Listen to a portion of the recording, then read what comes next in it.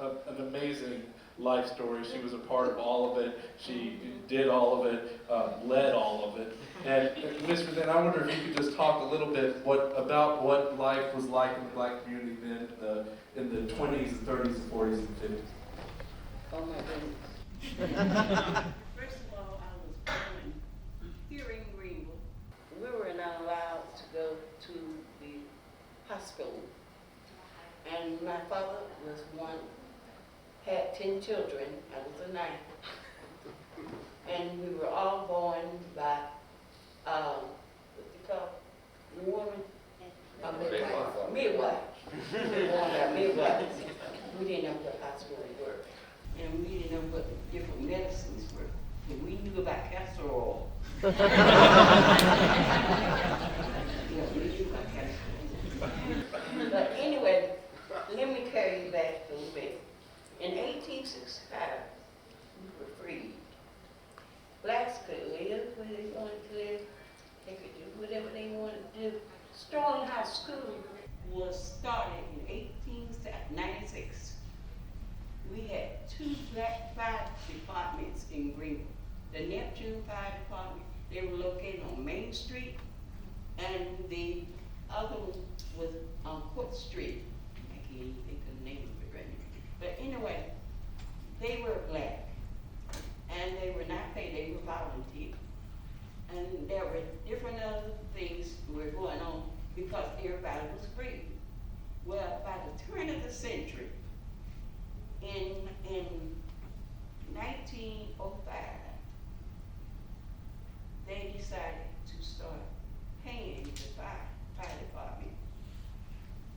So by being black, they did not want to pay the black fire department. So they did away with the Neptune and the other fire department then. Then the changes really start changing in Greenville. And in 1912, you know what happened? You heard about the separate, you heard of the civil rights? Well, in 1912, City Council voted that everything should be separate. They passed about 7 laws.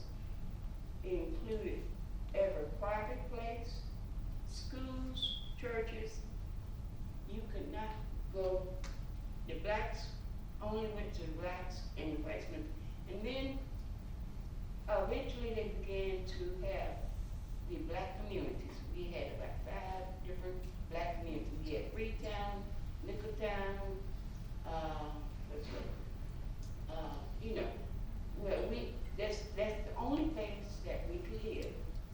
So when they in 1912, they went to City Council, and I think they made about 7 laws. They put on the books that everything was separate.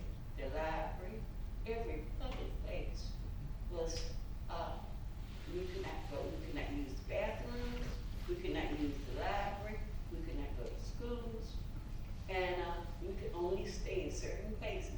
So I would imagine when, now,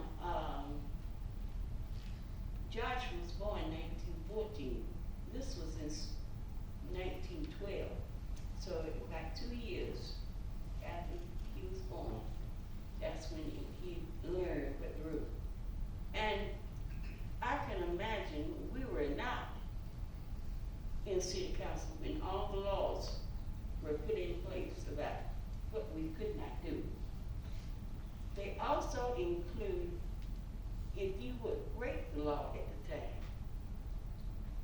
if you would go against what the laws, now mind you, how much we knew about the laws, because we were not there. Mm-hmm. And yet when we broke the law, we had to either pay $100 or stay in jail for 30 days. Oh. Can you imagine when you break a law and you're going to have $100 on you? So a lot of people were missing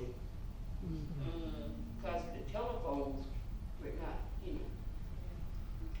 You couldn't call them and let them know that I got to go to jail, or I got to do this, you know, I can do this.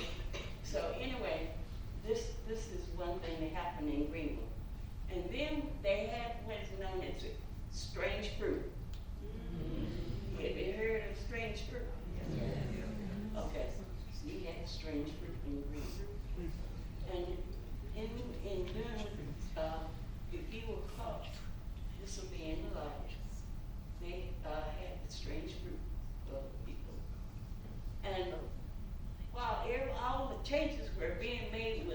cannot do this, cannot do that, we were still making improvements.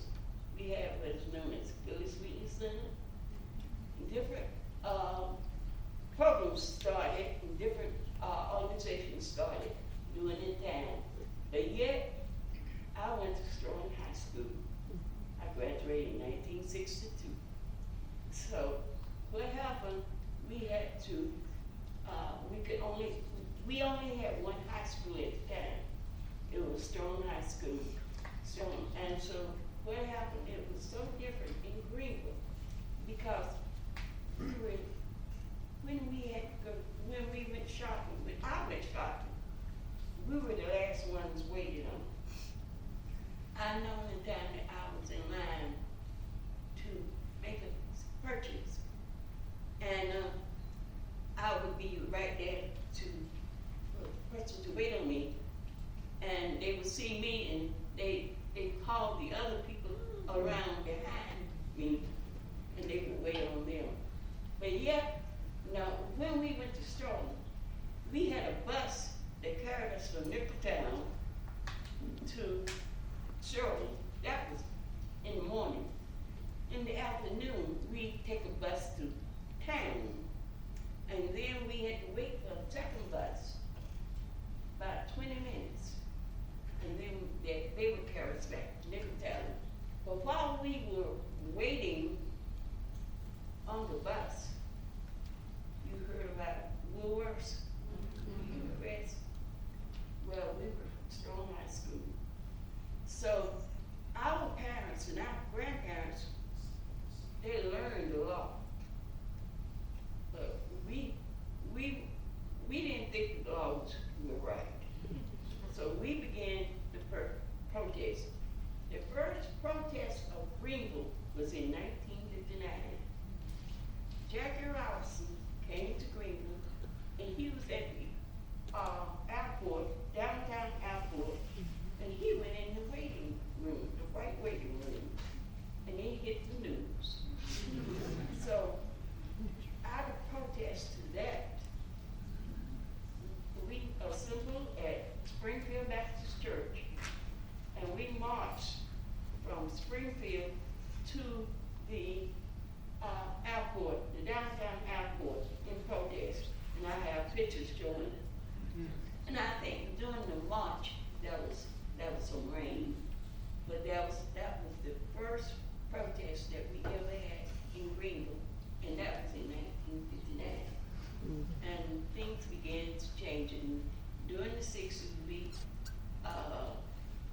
we went to Woolworths to eat, and we were not allowed to sit on the chairs in there. We could get what we wanted to eat, and we had to carry it outside and eat.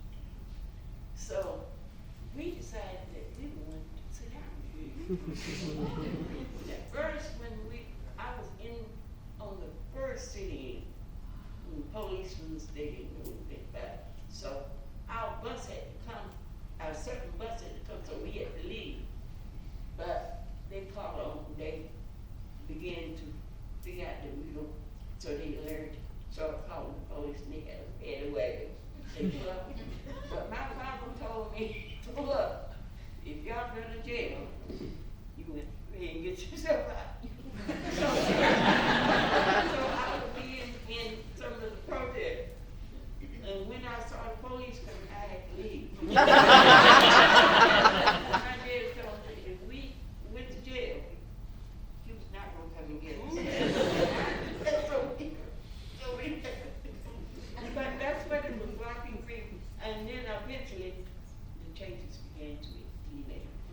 And in 1970, there was the schools had the protest, and they changed and they integrated the schools in 1970, and different things began to happen in Greenville. So Joshua